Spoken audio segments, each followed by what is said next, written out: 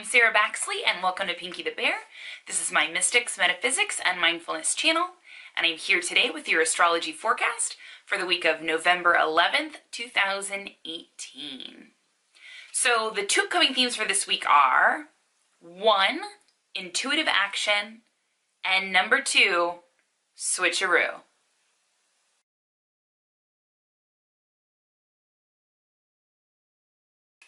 All right, so let's start with the first theme of the week, which is intuitive action. So essentially we have had, Mars is switching signs this week on Thursday, which is also the day of the first quarter moon. So there's already, first quarter moon is when the moon comes to square the sun, and so there's already kind of like an initiation of change kind of happening, like things are moving along. It's kind of like the first, it's like almost like the rising action of a story, right? It's like the first kind of like major turning point, or maybe kind of like push out of our comfort zone.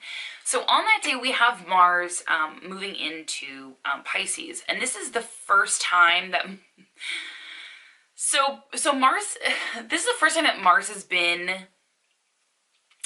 in another sign in a really long time. So we've had Mars in Aquarius essentially since May. And the reason for that is because every 2.5 years, we have Mars retrograde. And the last Mars retrograde we had was in spring of 2016.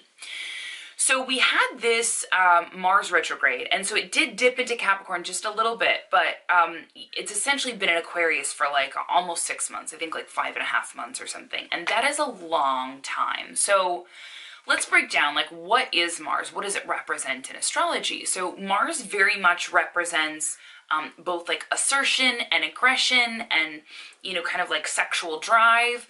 But it also symbolizes like the way that we go after what we want, the way that we kind of like achieve things, the way that we kind of move forward in life, right? The way that we take initiative.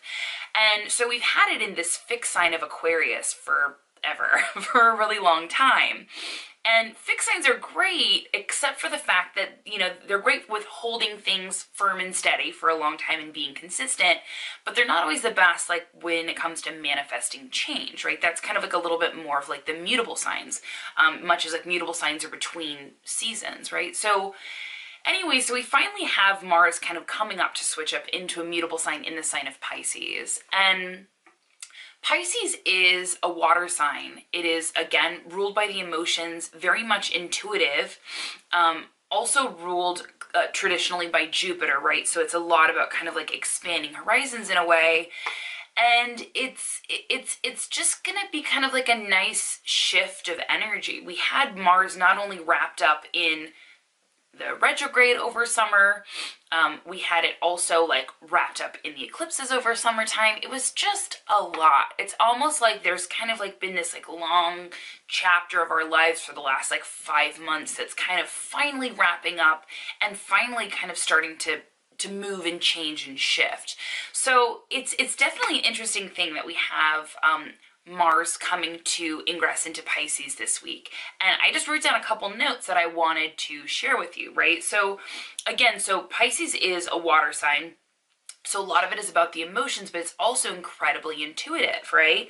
So, you know, one of the things is kind of, we're learning to kind of slowly start to move in a more intuitive type of way, right? So I put intuitive action, again, was the theme, first theme for this week.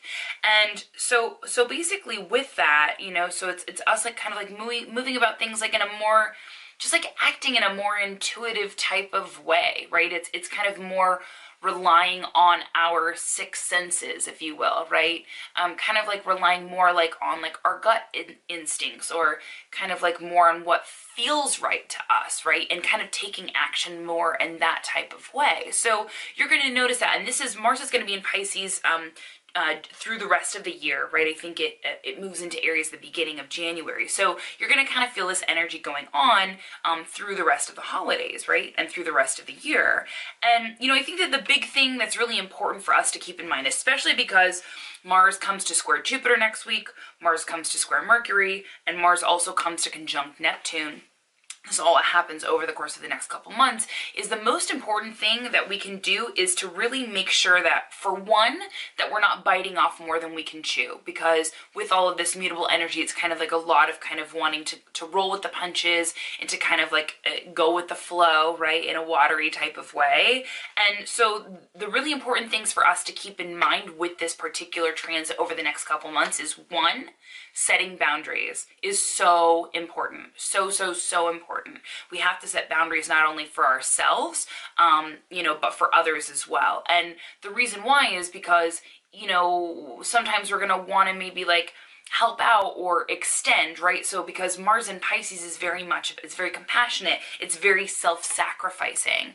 And so the thing that's important for us to keep in mind is that we're really setting our own boundaries, so that way we're expressing love not only for others and compassion for others, but also love for ourselves, right? So I know that setting boundaries sometimes can be a little bit difficult, especially with this Mars in Pisces placement, but it is something that's really important to kind of keep in mind over the course of the next couple months, especially because we have the full moon coming up on Thanksgiving, right? So just setting boundaries is something that's really important for us. So then hopping into the theme number 2 of the week, which is switcheroo. So, okay. So basically, this week we finally have Venus getting ready to station direct, which is awesome. So this is on Friday, Venus stations direct. And this is great because, again, Venus stations retrograde only once about every year and a half. And stays there for about 6 weeks. And, it's just a time, again, where things kind of are a little bit more lackluster than they normally are. And so it's just nice because we have Venus sort of coming back from vacation, if you will, kind of just going to bring things in a little bit more harmonious type of way, kind of going to bring a little bit more flavor, just kind of softening the edges a little bit, right? And kind of having that back into our daily routine. And, the thing is that also on that day, we have Mercury station retrograde. And I feel like every time, Mercury retrograde is something that's like really big in like pop culture. People talk about it a lot. I think it's like a buzzword because it's something that happens between 3 and 4 times a year because of Mercury's orbit and as quickly as it moves around the sun.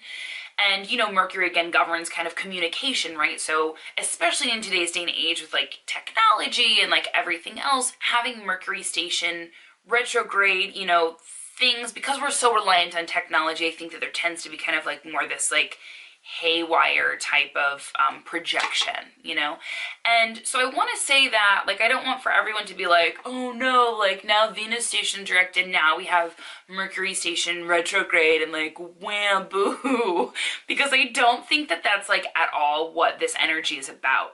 I think that this is actually really potent and really powerful, and I'm going to tell you why.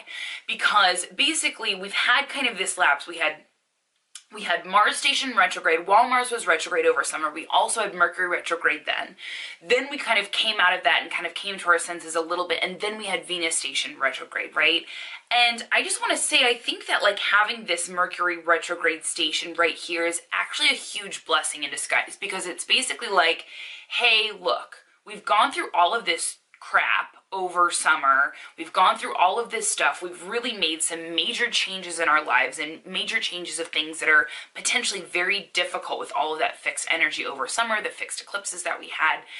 And, and so we're kind of finally plunging into this thing where it's like, okay, let's stop and let's review. Let's look back and see of all of these different things that have happened to us over the course of the last 6 months, and what kind of life lessons can we extract from this? What kind of things are we learning? What kind of ways can we grow? What kind of ways can we mature? What kind of ways can we take this as like pearls of wisdom and apply it towards our life and how we can be better? So even though we have this station coming up, I just want us to all kind of like keep a positive outlook, because I think that things are still going to be awesome. So anyway, that's everything for this week.